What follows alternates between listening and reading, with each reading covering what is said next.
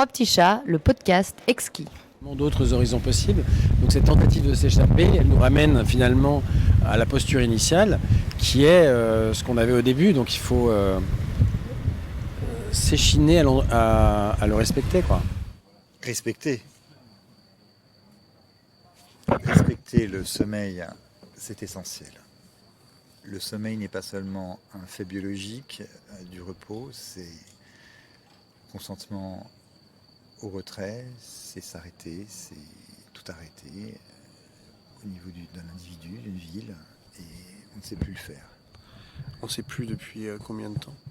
Depuis l'invention de la lumière artificielle, depuis l'invention des usines, depuis l'invention des villes modernes, où l'on abolit petit à petit la distinction entre le jour et la nuit, où la chronologie devient purement humaine. Il n'y a plus rien qui remplace l'impératif d'être avec des humains, de se mesurer à d'autres humains, indépendamment du jour et de la nuit. Nuisance sonore, nuisance olfactive, la nuisance par rapport à cette habitude mauvaise qu'on a pris d'éclairer nos villes, ça réside dans quoi ? Alors, nuisance sonore, évidemment. Il y a un vrai problème. Il y a une carte du bruit maintenant qu'on fait. Et on s'aperçoit évidemment que ce sont les plus pauvres qui sont les plus exposés au bruit, mais ce sont aussi les plus pauvres qui sont exposés à des sources de lumière intempestives. Ce sont aussi les plus pauvres qui peuplent leur logement d'écran pour compenser aussi symboliquement. Et donc les enfants dorment moins bien, ils souffrent de la promiscuité. Donc le sommeil est aussi une question sociale, parce que le manque de sommeil, le mauvais sommeil, donc la mauvaise concentration, la mauvaise croissance, ça touche particulièrement les classes défavorisées. Donc il y a vraiment un enjeu ici, non seulement de santé publique, mais de justice sociale dans le sommeil, dans l'accès au sommeil. Et la promiscuité phonique qu'on a dans nos villes, c'est que c'était pas pensé avant. Les parois si fines, les parquets si peu propices à cacher tout ce qui se passe en dessous. On n'avait pas conscience de ça quand on a construit sous Haussmann ou autre. Quand on a construit sous Haussmann, mais il y avait quelques voitures à chevaux et il n'y avait pas le moteur à explosion. Donc quand on a généralisé la voiture après la Seconde Guerre mondiale, effectivement, on a inventé une source de bruit que tous les urbanistes, les architectes ne pouvaient pas avoir prévu. Et effectivement, le verre très fin, après il y a les parquets, il y a le bruit, il y a tout ça.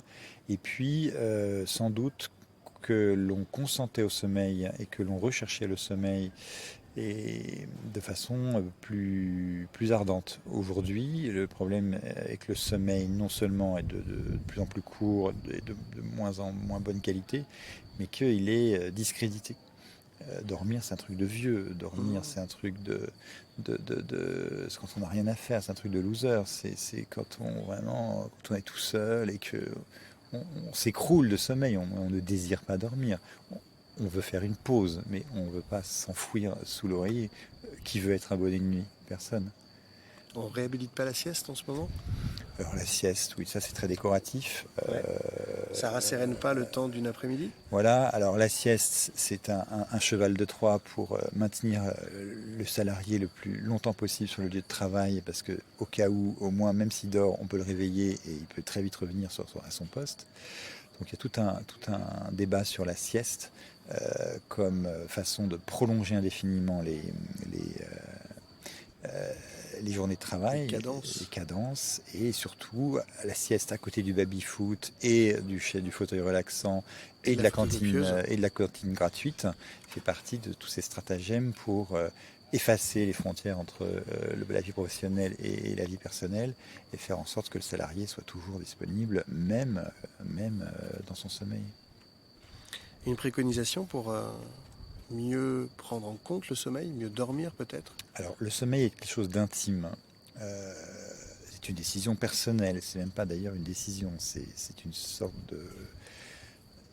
d'abandon de soi, sauf que cet abandon de soi et de la conscience, il est favorisé ou pas par un contexte social. Donc on favorise ou pas l'arrêt, le repos, le retrait, l'endormissement. Et nous sommes maintenant dans des villes, dans des pays, dans des civilisations où l'on valorise l'activité et la performance 24/7, où le sommeil était une ressource gratuite et partagée et devient quelque chose de rare et cher, qu'on va revendre sous forme de pilules. Et il y a une compétition du tourisme nocturne à l'échelle des villes qui fait que c'est à la ville qui dort le moins possible. Barcelone ne dort jamais, Berlin ne dort Moscou jamais, non plus. etc. Moscou ne dort jamais. Pourquoi Paris, et pour citer un ancien maire de Paris, Bertrand Delanoë, si vous voulez dormir, allez à Rodez. Ouais. Donc ça a quand même resté en travers de la gorge de pas mal de riverains, parce qu'après il y a des conflits d'usage de la ville. Il y a ceux qui veulent faire la fête, il y a ceux qui veulent dormir, et vous pouvez inventer des bandes, des agences de régulation, de régulateurs sympathiques, mais ça ne suffit pas toujours. Donc on va vers des villes 24/7 qui vont très probablement effacer le sommeil. Le sommeil restera une sorte de cérémonie du thé, quelque chose un peu comme l'opéra baroque, un petit passe-temps précieux qu'on fera entre initiés à certaines heures de la nuit, du jour ou de la nuit, peu importe.